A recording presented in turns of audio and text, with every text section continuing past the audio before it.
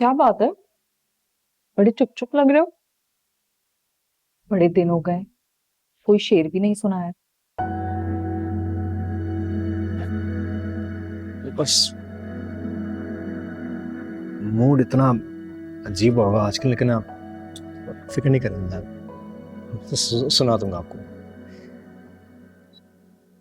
नरमी, मैंने फैसला कर लिया कि मैं जैसे ही कुलूप जी का कर्जा वापस करूंगा ना, मैं उनसे सारा कारोबारी काम खत्म कर दूंगा।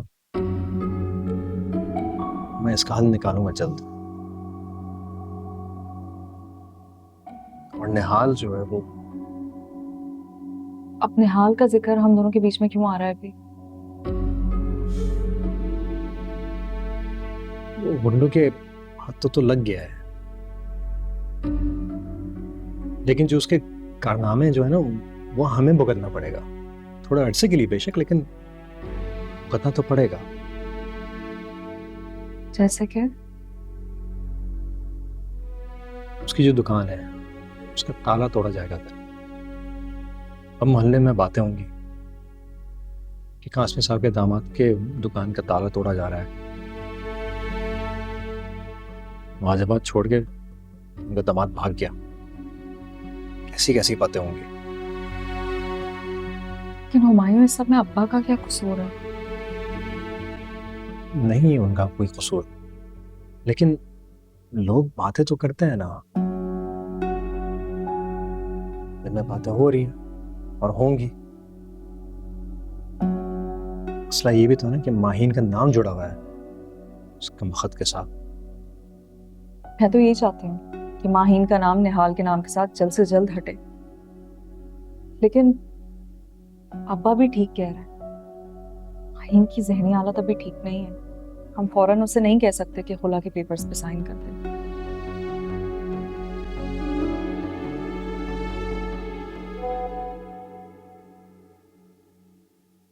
नरमीन की बच्ची, मैं अब्बा के घर आई हुई हूँ।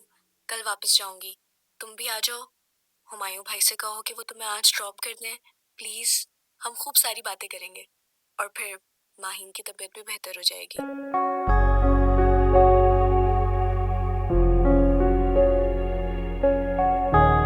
चलते। खाना खत्म करो।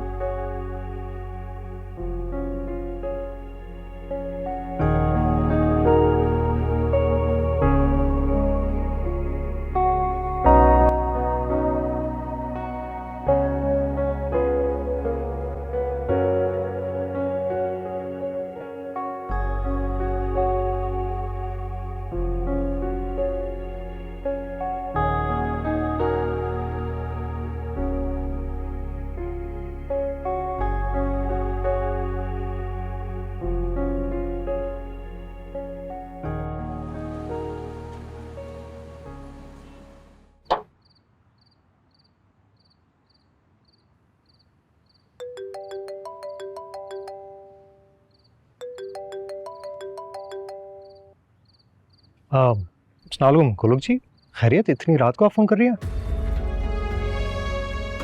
कुलुक जी, मायूं, मायूं जल्दी से घर आ जाओ। मम्मी मम्मी मम्मी को कुछ हो गया है।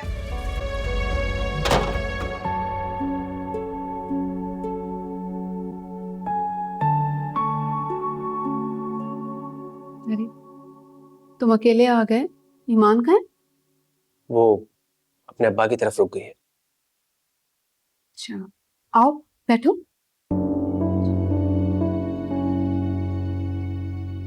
आप कब आई हैं? बस अभी थोड़ी देर पहले समिया ने मुझे पिक कर लिया था। बुक पढ़ रही थी, बहुत अच्छी है। एयरपोर्ट से ली थी मैंने, बेस्ट सेलर है। तुम बताओ, कोई लिटरेचर पढ़ रहे हो आजकल? नहीं, मुझे हर उस काम से नफरत है जो आप करती हैं।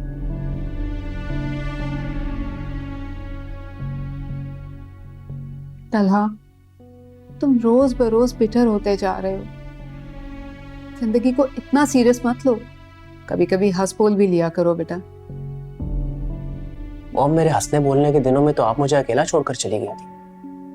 कौन यकीन करेगा कि दुनिया में ऐसे भी माँ बाप है जो एक 14 साल के बच्चे को छोड़कर दूसरे मुल्क में जाकर सेटल हो सकते हैं। इतने भी छोटे नहीं थे तुम, बड़े हो गए थे। अच्छा, तो मॉम इतना बड़ा हो गया था मैं कि अगर शहर में दंगे फसाद हो जाए तो मैं खुद ही आराम से घर पहुंच जाऊं, या फिर इतना बड़ा हो गया था कि 3-3 दिन लाइट ना आए तो खुद ही आराम से मैनेज कर लूं, खाना खुद बना लूं, अपने कपड़े खुद धो लूं, बीमार हो जाऊं तो खुद को संभाल खुद लूं, और जब मेरी बर्थडे आए तो खुद ही केक काट लूं अकेले और गा लूं खुद ही हैप्पी बर्थडे तला। इतना बड़ा हो गया था मैं। कब तक इस लकीर को पीटते रहोगे? जानते हो तुम, मैं मजबूर थी, मुझ पर बहुत प्रेशर था। क्या करती मैं? तुम्हारा सारा ददियाल था वहां पर। जो भी करती ना मॉम, मुझे जिस तरह अकेला छोड़ करना चाहती आप।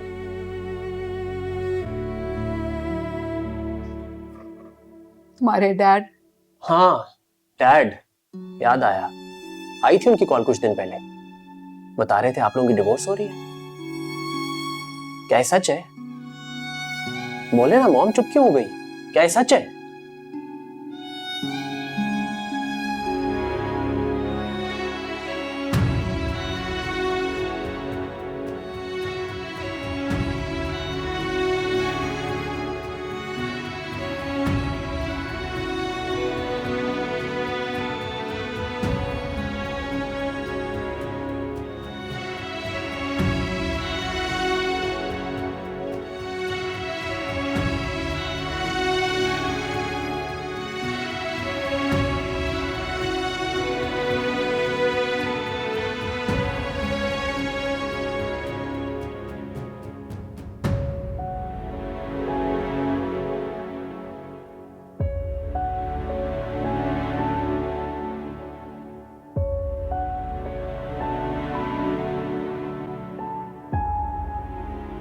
माहीम, बस कर दो ये सेल्फ पिटी। मैं तुम्हें 2 घंटे से मनाए जा रही हूँ, तुम्हें जोकरों की तरह बहलाने की कोशिश कर रही हूँ, लेकिन तुम फिर ये सारी दुख भरी बातें कर रही हो, रोना ही नहीं बंद कर रही।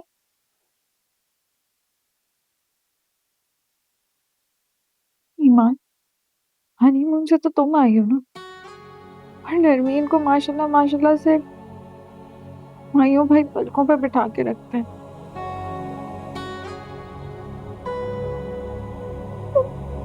तुम खुद मुझे बताओ, मैंने कभी किसी के लिए बुरा सोचा है? किसी का बुरा किया है मैंने?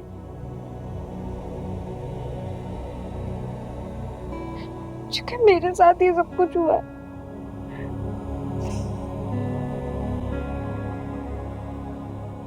माहीन,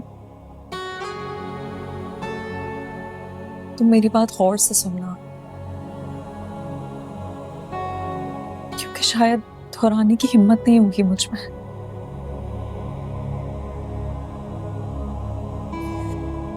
मैं तुमसे हाथ जोड़ के माफी मांगती हूँ। मुझसे बहुत बड़ी गलती हो गई।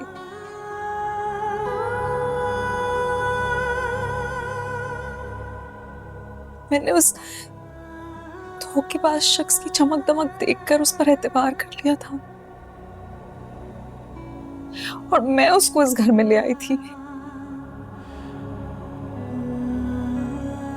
मुझे नहीं लाना चाहिए था। ये सब जो हुआ है, तुम बस उसकी बदनीयती का शिकार हुई और कुछ नहीं। सही कह रही है नरमीन। और अब एक बात याद रखना, अगर तुम दोबारा रोई, तुमने रो रो के अपने आप को हलकान किया, कोसा और बीमार किया अपने आप को, तो ये बात याद रखना कि तुम भी उसी शख्स का साथ दे रही होगी।